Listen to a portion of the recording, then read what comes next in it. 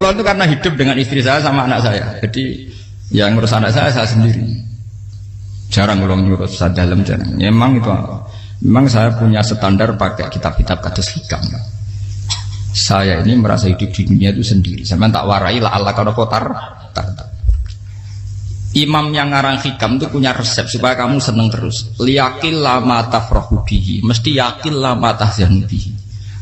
Usahakan sedikit sekali apa yang bikin kamu seneng, maka akan sedikit sekali yang bikin kamu susah. Jadi misalnya kulo nih, jadi kiai misalnya cari wong, kulo kiai wong alim, jelas nak ngalimnya ngalim, nak kiai rapati ya, nak ngalimnya jelas. Tapi nak kiai rapati, nah kan kiai tapi orang ngalim. Nah kulo nak darah wong alim malah meliyo jelas. Nak kiai rapati ya, kulo rapati nurut, tapi aturan masyarakat rapati nopo. Nah sampean kiai tapi orang nopo ngalim. Ya beda. Ndak, ini memang bedanya jauh. Ya mungkin lebih kiai sampean. Cara derdek-derdek dongo meyakinkan sampean. Tapi cara artine dongo piye paham kulo. Lha boten iki nyata, sampe rasa tersinggung. Napa barang-barang napa? Nyata. Nah, kulo sering ditakoki kiai-kiai masalah. Resepnya apa jenis? Kok jenengan ra tau susah, dal kita ra tau wiridan, ra tau muhayyiz. Resepnya ilmu itu gini kata hikam. Ulama yang kayak hikam itu pernah ngarang kitab tuh saking syukurnya entah saking angkuhnya terserah ngomentari. Kamu harus yakin bahwa di sisa hidup Anda itu tidak akan maksiat lagi. Sehingga kalau kamu ditegur maksiat, anggap saja akhiru maksiatin kudirat alika. Anggap itu yang terakhir. Siapa yang menganggap mohal bahwa dia tidak akan dosa sampai mati, berarti menganggap Tuhan itu lemah. Karena cara berpikir kita kan bayangkan hidup itu 40 tahun lagi. Misalnya saya sekarang umur 40, bayang urip kadang 4 tahun meneh. Sampean misalnya umur selawe, bayang selawe tahun meneh. Sehingga menganggap dalam durasi ini selawe tahun kok orang maksiat kan mohal. Apalagi sampai sudah tahu maksiat itu bakatem, paham? Ya maksiat ya kelas-kelasan, nak bikin pacaran. Nak wong iso mau mah yo nakal, nak sing setengah soleh ya berbau proposal ya sesuai kontaknya DWD. Itu kan urusan masing-masing. Ya itu kan urusan masing. Wae wakisabu ala wa ngono ora ono sing ro wae wakisabu ala. Ngrobongan wali songo, mbok kangen wali songo, mbok golek selisih wawahu napa alam. Sing roh pangeran piyam. Mbok kangen wali, mbok golek selisih margin. Niku pokoke wawahu napa ya itu kan urusan jenengan mbek pangeran to, mboten urusan kula. Tapi tetap saya sebagai ulama mengingatkan, niat itu ditoto. Begini, ulama dulu tuh ngitung hidup itu hanya 2 menit 2 detik. Sehingga dia ya gampang saja. Kayak imam, kayak kanjeng Nabi itu, ya Rasulullah kenapa tidak menyediakan makan untuk besok? Loh, saya itu tidak yakin kalau hidup saya sampai besok. Ya sudah begitu cara, ya sudah tenang saja. Kalau sampean kan bayangkan hidup 4 tahun lagi, 5 tahun lagi, sehingga arah mangan ya wedi tenan. Padahal bolak-balik zaman cilik arah mangan tetap wedi. Jadi cara berpikir Nabi itu begitu. Begitu juga cara pikir sahabat, cara pikir ulama-ulama yang waras itu begitu. Loh, saya itu pernah melarat di Jogja, zaman pertama merantau. Itu kalau santai saya bilang, Gus kok tidak punya beras nih? Tapi apa yakin nak sesuk urip Pak? Kowe butuh mangan sesuk, anak sesuk ijek napa? Cara berpikir ulama itu begitu. Sehingga melihat maksiat juga gitu. Alhamdulillah aku ijek urip 1 detik, 2 detik, 2 menit. Sehingga hidup. Dan itu sudah cukup untuk lafadzkan la ilaha illallah. Makanya kata yang ngarang hikam, betapa murahnya Allah. Surga itu hanya bisa dibeli dengan 2 menit. Karena surga itu senilai la ilaha illallah. Miftahul jannah la ilaha illallah. Itu cukup 1 menit. Berarti surga itu regane mau 1 menit. Dan karena dia nganggap hidup itu 1 menit ke depan, la ilaha illallah, ya sudah. Dia ngitungnya hidup itu per menit. Kalau sampean kan enggak, per 10 tahun, per 20 tahun. Sehingga kriminal betul, cara pandang sampean itu kriminal betul. Sehingga bayang kudu di duwe, kudu di bojo, nak kiai kudu di pengaruh. Lah kalau saya enggak. Saya meskipun enggak sehebat itu, tapi mewarisi keilmuan mereka. Jadi misalnya saya jadi ulama, itu bayang di santri musitok.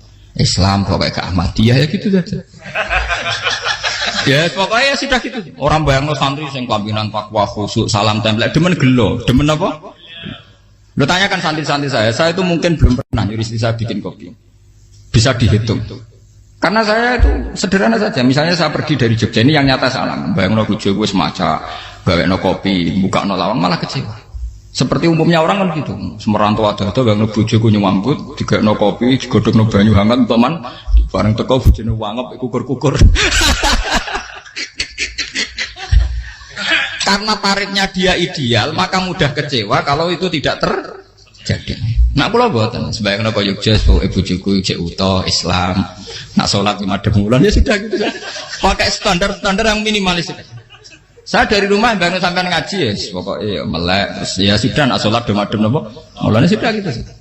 Andai kan saya pakai standar maksimal, maka akan mudah kecewa. Rasulullah juga begitu. Rasulullah itu ngadepi Sayyidah Aisyah, itu ya begitu ngadepi Hasan Husain. Sehingga tidak ada cerita Nabi mudah kecewa, betul. Karena Nabi bayangkan anak istrinya itu ya minimalis sekali, urusan dunia maksudnya minimalis sekali. Misalnya Nabi pagi-pagi tanya, ya Aisyah apa ada sarapan? Tidak ya Rasulullah, ya idzan asumu kan itu saya puasa. Kalau sampean usul-usul lah digekno kopi wong wedok opo, itu kan repot. Muni-muni itibak sunnah Rasul tapi tidak pernah sampean mendekati sunnah napa Rasul. Sehingga ya tenang saja Nabi. Saya tuh alhamdulillah bisa niru dalam gitu-gitu tuh bisa. Makanya ini kiai muda paling jauh. Banyak kiai-kiai yang sepuh itu kalau urusan gitu konsultasi sama saya. Gus siapa apa kain? Ini kula era dekarep. Juga saya tidak pernah bayangkan apa tanggaku seneng aku atau orang ngaji aku kecewa, tidak pernah bayangkan. Sampai itu kan makhluk, tidak penting. Kecewa tidak kecewa itu tidak penting. Saya itu orang alim, ngerti ini warido kamat lubi, ora warido kum. Yang tak gulai ridane pengiran, antara ridane saya ngaji, ridane konsumen. Itu apa makhluk tidak penting. Itu harus dilatih. Harus apa? Sehingga orang itu kalau biasa sholat, maksudnya biasa ta'alluq bi Allah, mesti la'alla katardo, mesti gampang puas. Karena dia iktifak ngalap cukup be Allah Subhanahu wa ta'ala. Saya sebagai manusia juga sering ditangisi istri. Misalnya saya sering ke Jogja sendirian. Nah ninggalan nopo, ninggalan itu milih pengiran. Misalnya mati ninggalan ya paling aku mau ngapes nih suara. Paling uang nangis gue kegiatan. Bukan apa.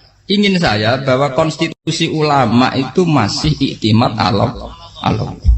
Kalau kita kan enggak. Cara berpikir kita ngaji itu ideal sing ono podium, sing ngaji kelaminan takwa kabeh, ketunan kaji kabeh, diluk kabeh. Kita akan pakai standar-standar yang dengan asumsi kita.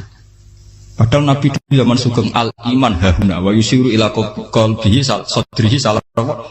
Iman itu urusan hati. Komitmen sampean be Allah Subhanahu wa taala. Nah ini resepnya. Makanya kata hikam liyakillah ma tafrahu bi. Mesti yakinlah ma tahzanu bi. Sedikitlah kamu gembira dengan satu hal, nanti akan sedikit kamu yang kecewa. Artinya misalnya kados kula sebagai ulama seneng kula niku kok ijek iman. Ya nggak kayak wong awam. Ya sudah gitu. Jadi misalnya suatu saat kula jatuh, yang ngaji saya gak semeneng dadi kupeding. Wong sing seneng kula bubar kabeh. Kula ora susah, miskola darah bener. Gus saiki jenengan ora sing seneng. Ya tenang saja. Sing ora seneng ya makhluk ora jelas. Dan status mereka tetap layaduru walayam. Ini harus dilatih. Sehingga Nabi itu ya meskipun beliau itu perang, sahabatnya meninggal, ya tenang saja. Nabi cara berpikir yang meninggal mereka mati syahid, yang masih hidup dianggap berpotensi melakukan kebaikan. Sama tak warai resep-resep dari Rasulullah SAW. Saya ini sebetulnya memaksa, menjelaskan ini maksa, karena saya inginnya jadi ulama yang kayak umumnya orang, tidak ideal amat. Tapi kan saya ditakdir ilmunya itu ideal, jadi terpaksa saya jelaskan. Tapi kalau perilaku saya tidak akan ideal. Soalnya ngawur, saake mari gufuri pengiran nganggur bolak-balik cerita. Ada seorang wali, karena dia wali itu doa di multazam, ya Allah saya ini minta satu hal. Karena dia wali maka tidak minta uang, tidak minta jabatan, minta engkau takdir saya tidak pernah maksiat. Itu kan bagus sekali, minta doa ditakdir gak maksiat kan ada. Dari pengiran malah jabe. Fa'ena ada ukufran. Karena tahu maksiat malah sifat ghafurku tak ada kondi. Gambarnya pengiran ini sifat ghafurku rak nganggur. Malah tidak ada orang selain Nabi kecuali ditakdir tahu maksiat. Dan sifat ghafurnya pengiran efektif. Paham apa? Lara sampean kan ghafure mbok nggo kabeh. Dadi karek sadidul ikop. Karena maksiate sampean sering. Jadi sifat ghafure wis berlaku aktif. Saya karek nunggu sifat sadidul ikop. Paham ya tadi? Itu beda dengan wali-wali. Sifat sadidul ikop mau aktif mereka tidak punya dosa. Malah pangeran bingung gak kok sifat ghafure. Apa tak dakoki ghafur atau dosa. Didakoki sadid itu kok gak tau maksiat. Jadi pangeran malah sing bingung. Nak kowe ora tau maksiat ghafur kok tak dakoki. Kok ora tau maksiat, wong iku ora tau apa? Didakoki sadid itu kok gak mungkin atau maksiat. Lah pangeran ape dakok ghafur kan syaratnya dosa sik. Sampeyan kan walian. Ghafure wis dientekno. Keseringan kepake, paham ya? Karek nopo? Karek sadid itu. Ya itu memang standar Tuhan. Semua Quran itu kalau menyeritakan gitu. Nabi ibadi anni anal ghafurur rahim. Kawulaku ceritani aku ghafurur rahim, tapi yo ceritani wa anna adzabi wal adzabul alim. Jadi Nabi ibadi anni anal ghafurur rahim wa anna adzabi wal adzabul alim. Kalau Nabi Ibrahim, Nabi Muhammad inna rabbaka lasari'ul iqab. Pangeran cepat nyiksane, tapi wa innahu laghafurur. Jadi dua sifat ini pasti aktif. Dan tentu ulama itu senang sifat ghafur itu ya meskipun aktif, tapi mereka tidak pernah ngambil fasilitas sifat nopo. Kula baleni malih. Sehingga kayak Sayyidina Umar radhiyallahu anhu ketika beliau pertama jadi khalifah, ini cerita di kitab Hayati Sahabat. Pertama dia jadi khalifah, orang mengira dia akan ngomong hal-hal yang besar, visi besar tentang negara, visi besar tentang izzatil Islam wal muslim. Tapi ketika Umar pertama pidato begini, Ayyuhal muslimun ayyuhan nas, ana, jari kata Sayyidina Umar, ana hulamun min bani Makhzum, akulu min kholati. Saya ini pemuda dari Bani Makhzum. Kecil saya bisa makan karena bulik-bulik saya punya kebun kurma yang kalau saya memanen diopahi beberapa biji dan itu menjadi kuti wahayati, menjadi saya bisa hidup. Terus wassalamualaikum warahmatullahi wabarakatuh. Orang itu penasaran semua. Orang jadi khalifah pertama dibendem jadi Amirul Mukminin, pidatonya ngenang masa kecilnya ra kelar mangan, kelare mangan mergo buruh bulike. Paham ya? Ngondoh kurma terus dikai tamarotin, beberapa kurma sing dadekno iso dan itu saya pakai sampai ketemu Allah Subhanahu wa taala saya pakai. Misalnya sekarang saya mulya, misalnya kalau dibilang mulya ya ana sing nyucup, ana sing husnudzon, ana sing hormat macam-macam sawangane. Itu bodoh sekali kalau saya menikmati itu, bodoh sekali. Paling banter nikmati dicucup dihormati itu apa? Tapi kalau nikmatnya bisa makan saat itu tuh nyawa. SBY jadi presiden prestasi, Gus Dur jadi presiden prestasi, tapi umpama presiden tetap mangan. Prestasi tertinggi adalah bisa makan selisat dirumki gojogonyo. Makanya Umar mengingatkan, sebetulnya nikmat tertinggi saya itu tidak saat saya jadi khalifah, saat itu kok aku iso mangan, cara gak aku mati. Paham ya? Jadi itu luar biasa. Kita ini kan menjadi angkuh karena ngitung nikmat itu yang besar-besar, punya prestasi, punya. Kalau saya enggak ngitung nikmat itu kelar mangan gak mati, kan gampang. Sehingga saya tidak mudah kecewa karena tarifnya minimalis, gak gampang apa? Jadi misalnya kalau kapan-kapan kok berhubung, Gus ini Tuhan rasanya jangan ngeten-ngeten. Oh makhluk itu ya gak apa-apa. Kalau di status kiai kan seakan-akan ngomongnya sakral, seakan-akan mandi. Tapi nak tak status, oh makhluk itu ngomong-ngomong ya sudah kan. Menjadi kan sudah distatuskan sebagai apa? Makhluk. Tentu makhluk statusnya la yadurru wala yanfa. Di sini ini penting. Orang-orang ahli tauhid tentu tidak punya kesusahan.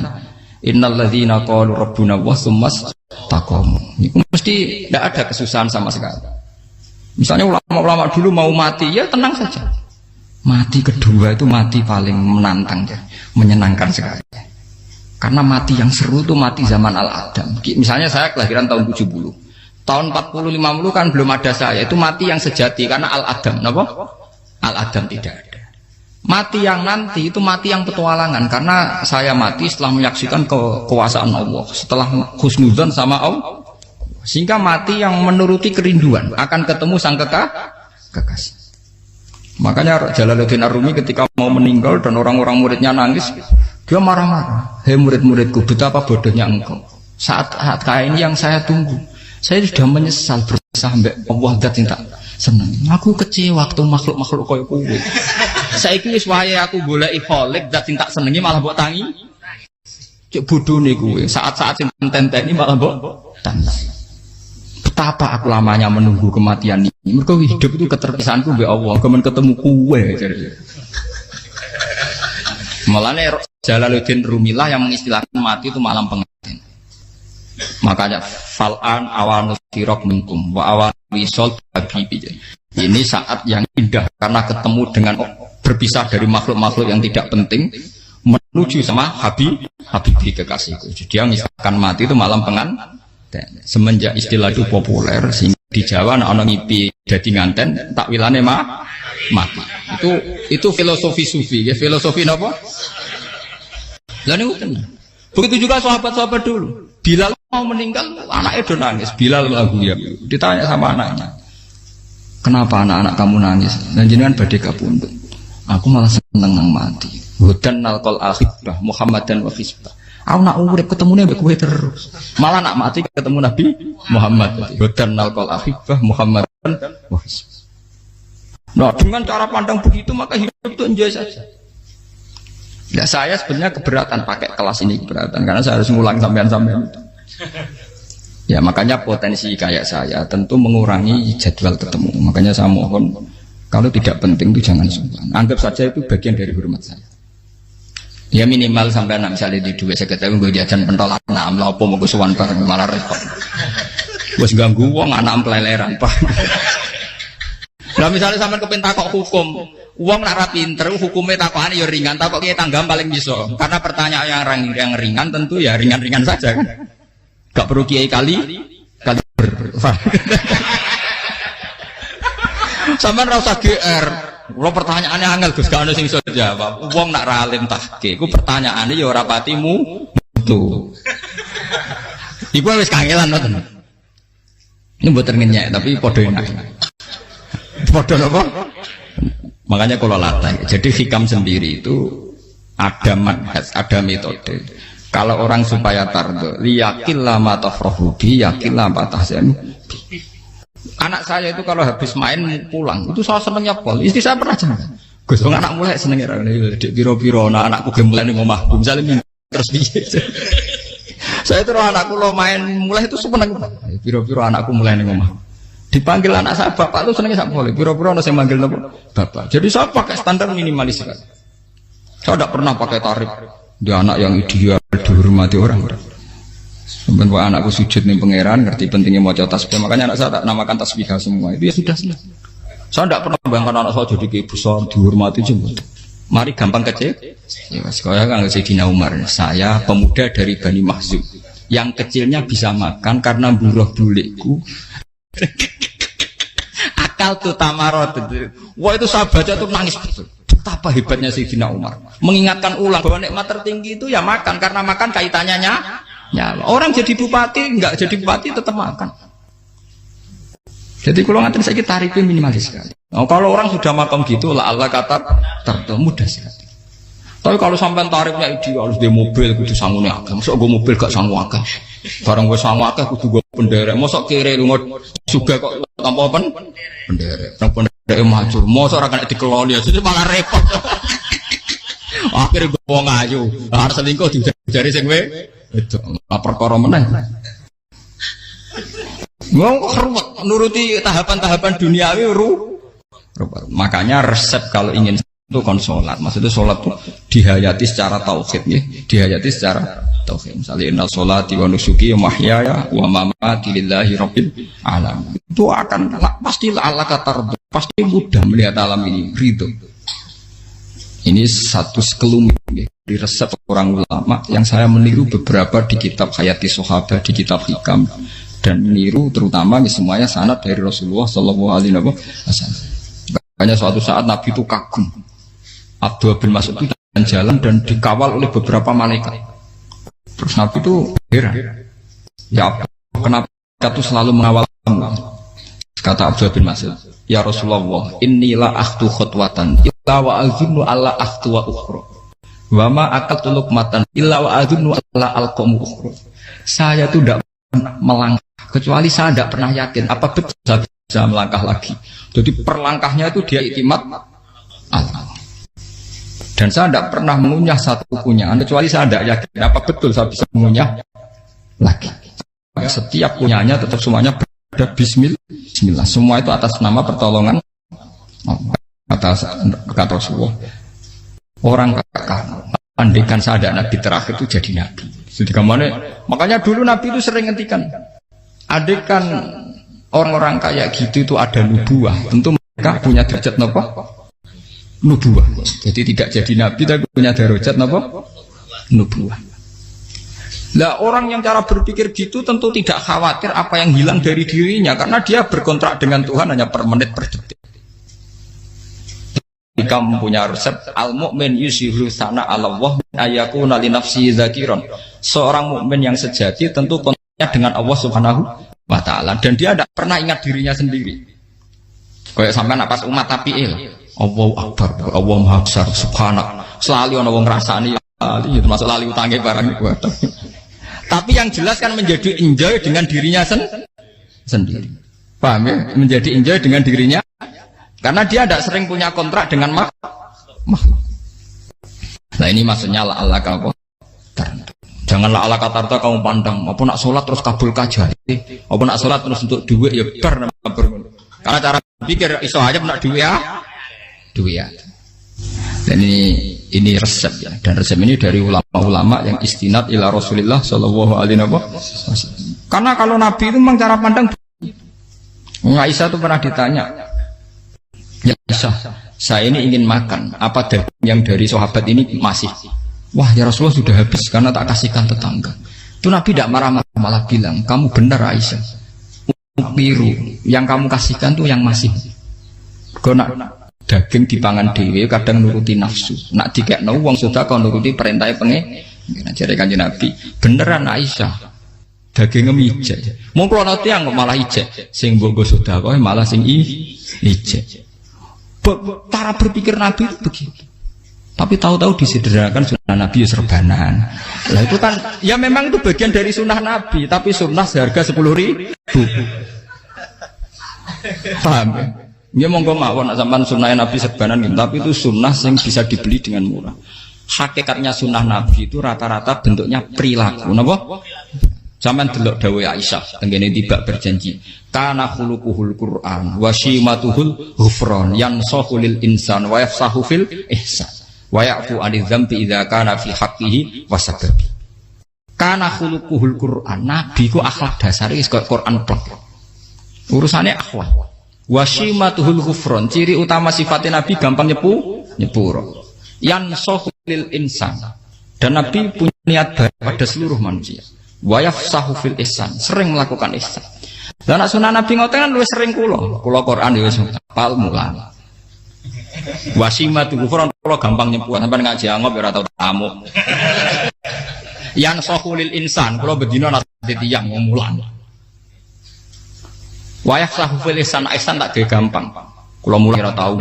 Itu sakmene kudu podium kudu wong dilo ya ora. Pokoke anggere kiamat dia ya madhep mulon ya sudah. Loh itu kan dawuh Aisyah ketika ditanya kaifa kana khuluqu Rasulillah. Dan itu semua dijawab oleh ahwal, oleh sebuah perilaku. Tidak ada Aisyah jawab nganggo atribut. Oh Nabi itu serbanan. Tidak ada itu. Memang itu sunnah ya, itu sunnah kan jangan salah paham ya. Tapi itu sunnah yang tidak dijawab oleh Aisyah. Sunnah yang sampean jawab sendiri paham. Aisyah yang istrinya Rasulullah ketika ditanya kaifa kana khuluqu Rasulillah, beliau jawab kana khuluquhul Qur'an wa simatuhul ghufran yansahu lil insan wa yafsahu fil ihsan. Semuanya akhwal wa ya'fu 'anil dzambi idza kana fi haqqihi wa sababi wa idza dia haqqu wa lam yakun li ahadi marra'ahu badihatan haba wa idza ta'ahul miskinu ajaba yaqulul haqqa walau kana murra wa la yutmiru lil muslimin hisau wala. Semuanya itu akhwal, satu perilaku sosial. Saya mengakui kalau serbanan sunat, ya saya ngakui. Tapi sunnah plus karena saya mewakili yang akhwal tadi, yang apa? Lah mungkin untuk sampeyan, monggo kalau untuk ngisi sunnah. Tapi mbok ya adil. Ini bukan kritik mboten nggih. Yang meyakini serban sunat kan sudah banyak dan itu bagus. Tapi cobalah juga meyakini ahwalu Rasulillah. Makanya mansanna sunnatan itu rata-rata ulama maknani siapa yang ikut sunnahnya Nabi. Rata-rata ulama nafsir ahwalu Rasulillah wa af'alu. Perilaku sosial Rasulullah. Makanya terusannya wa idza ja'ahul miskinu ajabah. Kalau dipanggil orang miskin ya datang. Ya maksudnya ada harus orang miskin manggil pas resepsi kawin boten. Misalnya ana wong melarat kuwi di sepeda motor, wong melarat iki yo ngeteroni puskesmas ya mbok terno. Wong melarat loro yo nukono misale apa minyak kayu putih mbok tekani. Ora kok ngerti-ngerti mbok musan walimatul urus sing wajib piye. Payah. Lho lan padahal miskin aja pe ora ana hadise urusan walimatul Islam mboten. Kalau orang miskin manggil ya dalam riwayat hadis ya Nabi sering dipanggil orang miskin. Ya Rasulullah, mbok datang ke rumahku, ada apa? Terus ya Nabi, saya tuh ingin rumahku sing elek jenengan nate salat teng mriku. Ya Nabi datang ya salat saja ya ora jaman. Fi ayyi makanin aradta an usolliya fi. Kamu di tempat mana kamu seneng salat teng mriki ya Rasulullah. Ya Nabi salat. Sing ngundang ya waras pisan. Kenangan mek Nabi kok mae dienggo salat Nabi. Ampean tahu tanggung kiai kon salat. Kon mromosekno anakmu iku paham. Dia itu nggak nunggu kersane ketampi PNS. Padahal kiai ini dia anak era PNS. Kalau dulu sahabat ngundang Nabi itu ya gitu. Ya Rasulullah, saya itu ingin sekali engkau sholat di rumahku. Fatakhidahu musollan. Kemudian tempat yang pernah engkau sholati mau tak pakai musola pribadi. Makanya masjid kiblat itu rumahnya sahabat. Karena dulu Nabi pernah sholat di satu tempat. Adalah ono perintah tahlilul kiblat itu di rumahnya sahabat. Sahabat dulu itu kalau ngaturi Nabi itu kenanya ingin Nabi pernah sholat di situ. Nah, ilmu ngeten ini mentek. Ya untungnya enten kula, dadi ono sing eling-eling ya, Bang. Nah, sampean kudu syukur ya. Artinya syukur ya. Orang kayak saya itu ndak usah sampean dikte-dikte ngikuti hukum adat. Kalau ngoten sampean gelo mergo kula ora iso teko, kula ya gelo perkarane ulama kok mbok atur. Makanya saya sering guyon cerita saya itu kalau di pasar Pandangan dulu itu anyaran boyong sering di pasar ditanya sama Gus wong alim kok di pasar piye aneh tuh ya aneh kuwi aneh piye bodohnya wong alim. Kadang masyarakat itu tidak sadar keanehan dirinya sendiri. Mereka enak saja merasa kalau orang alim ke pasar itu aneh. Mereka tidak sadar orang bodohnya wong alim ya aneh. Enak saja mereka mikir sepi. Faham ini supaya sampean la'alla kana potar. Makanya untuk Rasulullah Nabi itu sering ngendikan ana tamu hormati. Tapi etika mertamu di Rasulullah itu walakin idza du'aitum. Mertamu Nabi itu nunggu ditimbali. Walakin idza du'itum du'iya mabni majhul. Ketika kamu ditimbali fat. Jadi ya ayyuhalladzina amanu la tadkhulu buyutan nabiyyi illa ayyudzana lakum. Jadi untuk sowan Nabi itu nunggu dipang. Meskipun sahabat tuh rindu Nabi, tidak berani sowan ke dalamnya Nabi. Kalau ingin ketemu Nabi di barengno pas sholat jamaah, karena Nabi pasti keluar di mas. Andai kan Nabi nerima tamu di rumah, ora sido dadi Nabi. Sama nampa tamu.